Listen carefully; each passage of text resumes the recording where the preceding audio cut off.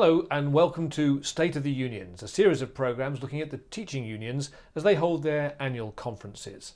For this Teachers TV News special, we've come to Harrogate, where the National Union of Teachers have been meeting. Later on I'll be talking to their General Secretary, Steve Sinnott, and putting to him some of the issues raised at the conference. Debate here has focused on the issue of pay, with delegates unanimously backing proposals to prepare for a strike ballot over the government's 2% public sector pay target. The conference also voted to oppose the introduction of the new diplomas, calling for an independent review of vocational training.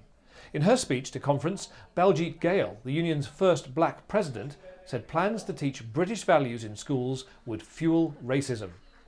During the conference, the union also launched charters on promoting the achievement of black Caribbean boys and on curbing the commercialisation of childhood.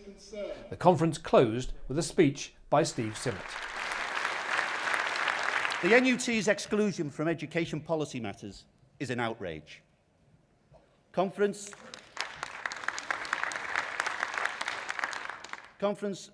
it's sometimes clear and sometimes not clear how hard we've been working to end this exclusion. Today, I can tell Conference we've initiated legal proceedings against the Secretary of State. For the 1,000 or so delegates gathered here, representing some 260,000 of the NUT members across England and Wales, the conference is a chance to air their views. So what do they think are the most important issues affecting teachers? And what do they want their union leadership to focus its efforts upon? I think the issue that affects nearly all teachers in whatever sector they're teaching in is the issue of workload.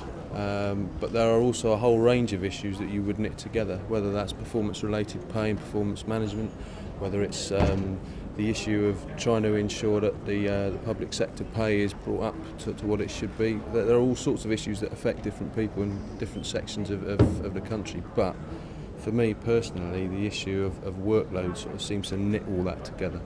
I think there's a lot of anxiety about how the vocational qualifications will be handled, and I have anxiety about this because I see collaboration going on in my own county of West Sussex in the 16 to 19 area, supporting typically German A-level as a low subscription subject. We have children bussed around the county, but unfortunately the minibuses don't always turn up. I think for me it's the motion on racism.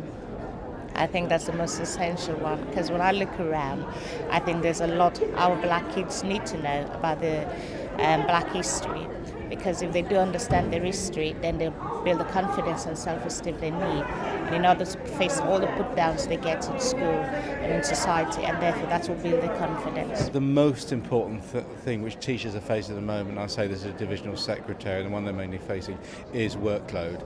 All aspects related to workload. And we've heard discussions on stress. We've heard discussions on planning, on performance management, and also the working hours. These are the questions which teachers are facing the most, and these are the ones which they're most concerned about. I think there's a mood within conference of doing something about teachers' conditions and actually standing up and saying enough's enough. And I think that's come out very clearly this year. Delegates giving their view of what they think are the issues that matter to teachers. So when I talked to Steve Sinnott here in Harrogate, I put some of those issues to him. Steve, your conference voted to prepare a ballot for a one-day strike over the issue of pay. But do you think there really is a mood amongst your members for a strike? After all, you're getting 2.5% in September, and as the government has pointed out, you've had an 18% real terms increase since '97. Well, there clearly has been the pay increases. What we want to do is defend those levels of pay. And what the government are promising us is that in the future the pay increases will be below the predicted rate of inflation, so teachers would suffer a pay cut. At the time when we, I think, may have turned the corner in some areas of teacher shortages, I think it would be a disaster for us to exacerbate that by reducing the pay of teachers. So what we in the NUT want to do is to work as closely as possible in dealing with this issue with the other teachers' organisations and with other unions in the public sector, learning the lessons of a successful campaign conducted in defending teachers' pensions. So we want to do it with others, want to do it as much collaboration as possible, but we're determined to protect teachers' pay levels. What teachers watching this will want to know is how likely is it that there will be then a one-day strike? Well, what we will be doing is talking with the other unions at the TUC on May the 14th, and we will be preparing a campaign from then. The intention will be to coordinate that campaign, as I say, very, very closely with the other teachers' organisations, and indeed to coordinate that through the TUC with the other public sector unions. On a related issue, working hours and duties for teachers, you made it quite clear today that you're going to see the government in court. What's that going to involve? Well, we're going to have a call into scrutiny decisions that have been made by Alan Johnson, which contradict the recommendations of the School Teachers Review Body, where they've recommended that on a whole range of areas there should be discussions with all interested parties, including the NUT, and because of difficulties we've had with the Secretary of State in the past, we've been excluded from a whole range of discussions. We're going to see if the Secretary of State has been abiding by the law. All the legal advice we have that he's broken the law, and that will be now determined by the judges. If you rejoin, or if you entered the social partnership, wouldn't that solve the problem? I mean, after all, the head teachers have now gone back in.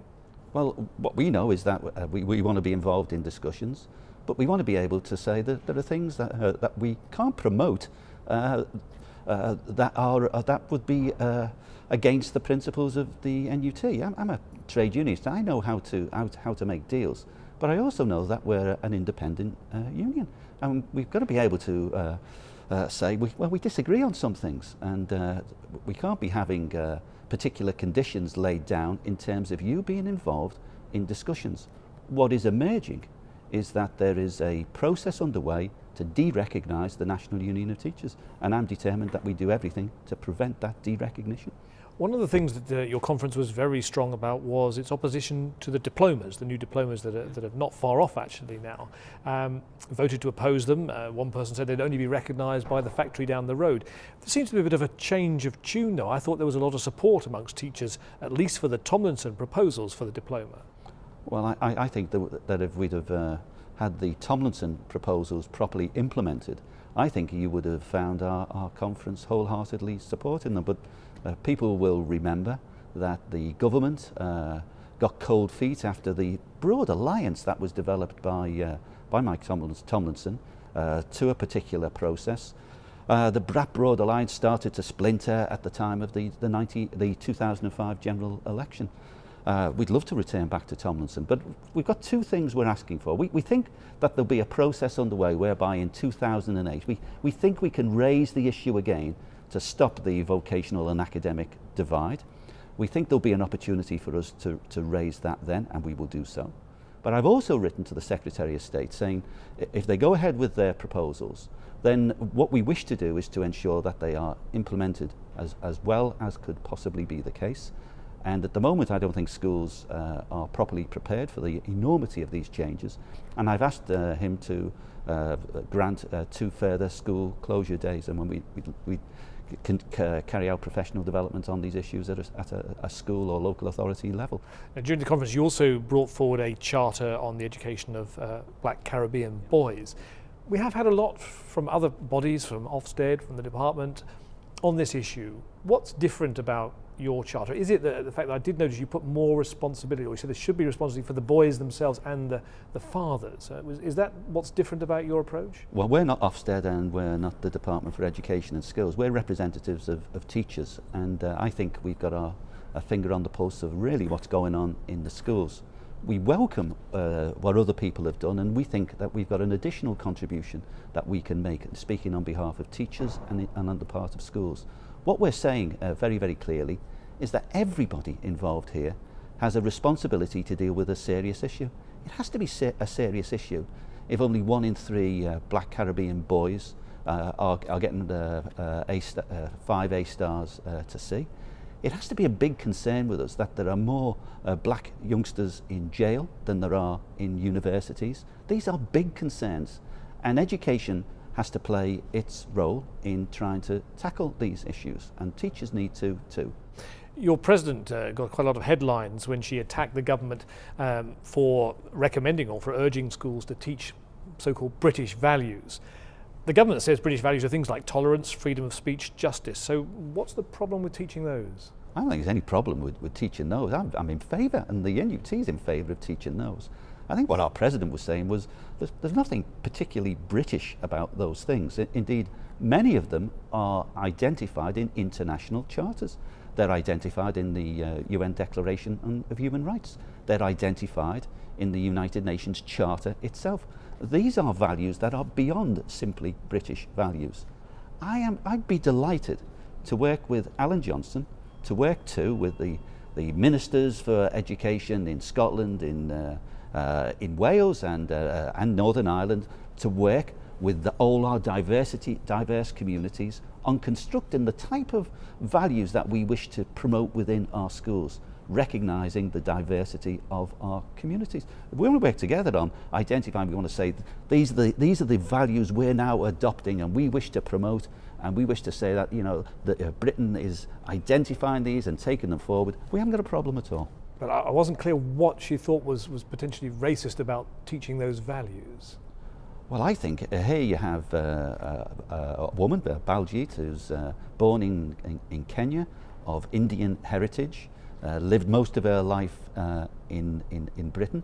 She wanted to find ways in which we could properly identify those values too as being not just British, but what they are is human values, global values for peoples everywhere. It's a bit much for us to simply claim that they're ours. Finally, Steve, you've had some quite hostile press, not surprisingly, you've got used to that over the years, about some of the things that the NUT has done. I mean, we've had, for example, teachers threatening strikes, teachers demanding more holidays, saying they might walk out if it gets too hot in schools. An awful lot there about what the NUT is opposed to. Is there anything that the NUT is for? Well, look at the things that we have been for, and we've established over the years in our conferences. We're certainly for a student voice. I was heavily promoting the idea of a student voice and defending youngsters having an influence. That's a key issue. We've been promoting the rights of youngsters to be free from exploitation of some of the commercial companies. We've been promoting those things. We've been promoting a type of education service that values all youngsters, and we want to not reintroduce secondary moderns in the context of the new diplomas. We've been promoting all of those things. The positive contribution from our charter for raising the achievement of black Caribbean boys, these are positive things. The press have said some traditionally, I think unhelpful things about the NUT, but not all of them.